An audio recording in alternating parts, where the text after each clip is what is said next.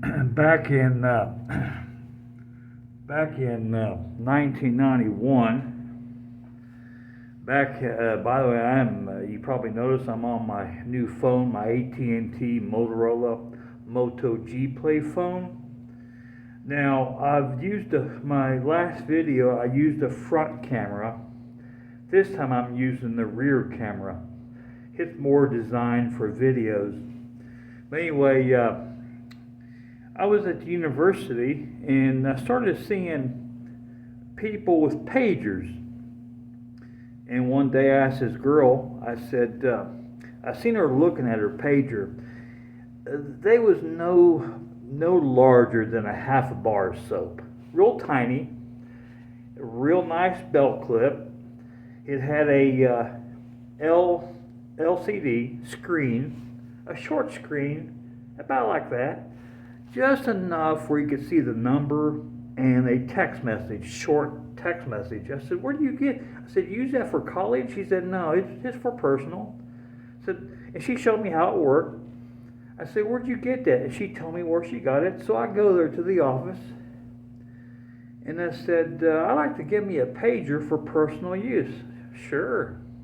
I had to pay, now they didn't sell them, they rented the pagers. Very small. I mean, it wasn't probably 3 to 4 inches high. Go right on your belt clip. I think I had to pay a $30 deposit. It was $4.99 a month. So I paid cash. She activates my pager, and you got a number with it. So I call mom and dad on the phone, and I give them my pager number. And so to test it, my mom calls me, and it was 1991, 30 years ago, and I thought I was in hog heaven. Anyway, when it vibrated, makes sound, and when she called me, her number was on the screen. Now, only drawback to this, you had to go to a payphone. So everybody I gave my pager number to, I said, give me, maybe 10 minutes to get to a payphone. That was a drawback. 1991.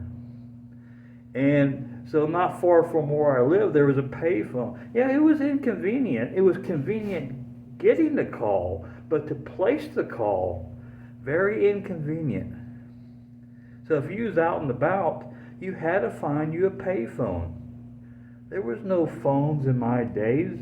You had to go to a payphone or go back home and make a call. Doesn't make sense because you don't want to go all the way home.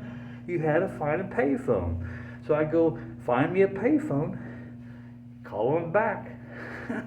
But I always told my mom and dad, if it takes me 10 minutes, don't worry, nothing's happened to me. Just I got to get to the payphone. Oh, you got to love those early 1990s. 1991. That was my first real instant way for a phone call. To receive, to get notified. Somebody wants you. But the problem was going to the payphone. But it was still fantastic.